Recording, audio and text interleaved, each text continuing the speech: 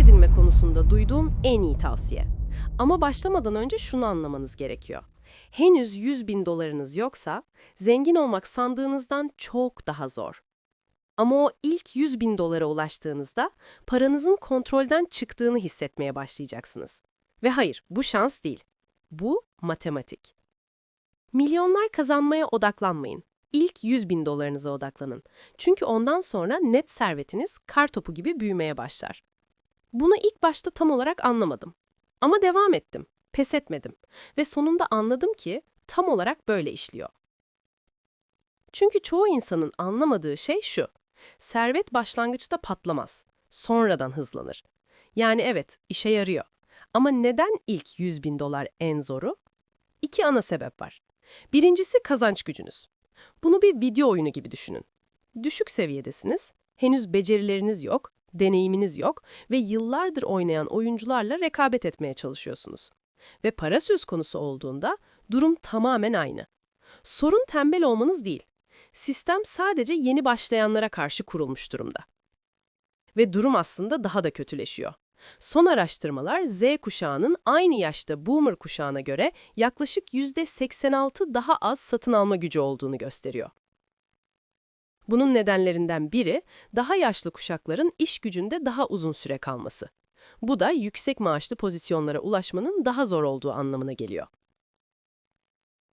Ama çoğu insanın kaçırdığı kısım şu: her şey kötü değil.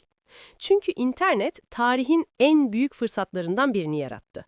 Çoğu insan hala onu nasıl doğru kullanacağını bilmiyor.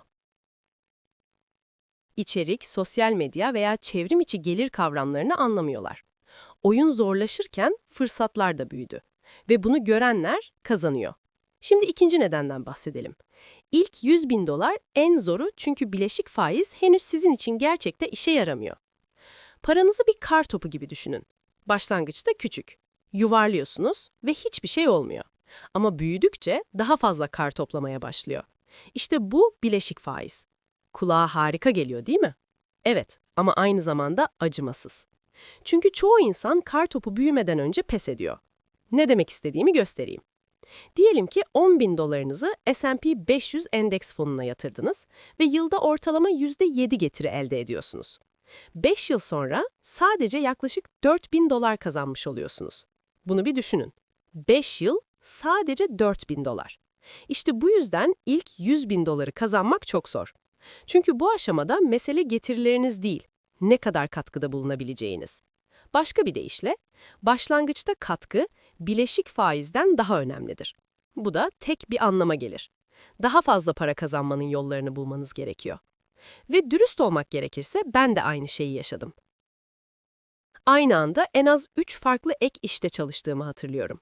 Çalışmak, tekrar tekrar, ama en zor kısım çalışmak değildi. Hayır demekti. Tatillere hayır, pahalı kıyafetlere hayır, dürtüsel harcamalara hayır. Ve işte gerçek şu: kimse bu kısmı sosyal medyada paylaşmıyor. Ama bana güvenin, buna değer. Çünkü o ilk 100 bin dolara ulaştığınızda her şey değişiyor. Neden? Çünkü artık bileşik faiz gerçekten sizin için çalışmaya başlıyor. Sıkıcı olmaktan çıkıyor ve güçlü oluyor.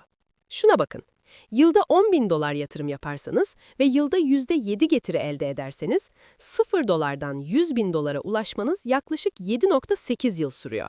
Peki ya 100 bin dolardan 200 bin dolara? Yaklaşık 5 yıl. Bu ikinci 100 bin dolarınızın ilk 100 bin dolarınızdan yaklaşık %35 daha hızlı olduğu anlamına geliyor. Ve hızlanmaya devam ediyor. 200 bin dolardan 300 bin dolara ulaşmak yaklaşık 3,7 yıl sürüyor. 300 bin dolardan 400 bin dolara yaklaşık 3,8 yıl. Ve 400 bin dolardan 500 bin dolara sadece 2,5 yıl. İşte grafik burada çılgınlaşmaya başlıyor. Servet yavaş yavaş büyüyor ve sonra aniden çok hızlı bir şekilde.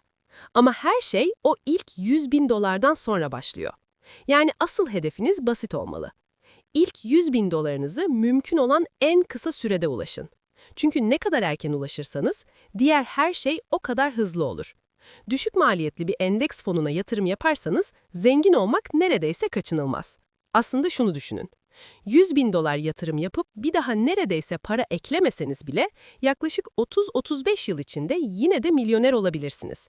Bileşik faizin gücü işte bu kadar büyük.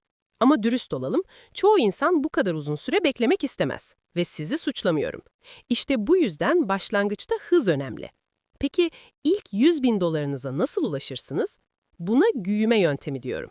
Birinci adım, mali durumunuzun kontrolünü ele alın. Ve bunu yapmanın tek gerçek yolu bütçe yapmak.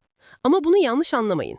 Bütçe sizi kısıtlamak için değil, size yol göstermek için var. İkinci adım, yatırımlarınızı temellendirin. Gerekirse küçük başlayın ama başlayın. Çünkü zaman en büyük avantajınız. Üçüncü adım, harcamalarınızı optimize edin.